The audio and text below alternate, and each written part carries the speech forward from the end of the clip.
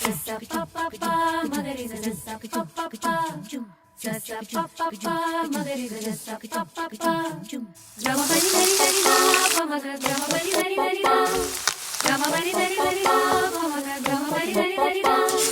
da ni la bari da pa maga pa magari sa sa la la la la la la la la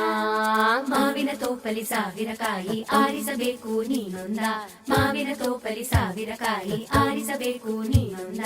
ಹುಳಿಯಿದ್ದರೆ ಉಪ್ಪಿನಕಾಯಿ ಸಿಹಿಯಾಗುತ್ತದೆ ಶ್ರೀಕರಣೆ ಹುರಿದಿಟ್ಟ ಮೆಣಸಿನಕಾಯಿ ಸಿಡಿ ಸಿಡಿ ಎಂದರೆ ಒಗ್ಗರಣೆ ಮಾವಿನ ತೋಪಲಿ ಸಾವಿರ ಕಾಯಿ ಆರಿಸಬೇಕು ನೀನೊಂದ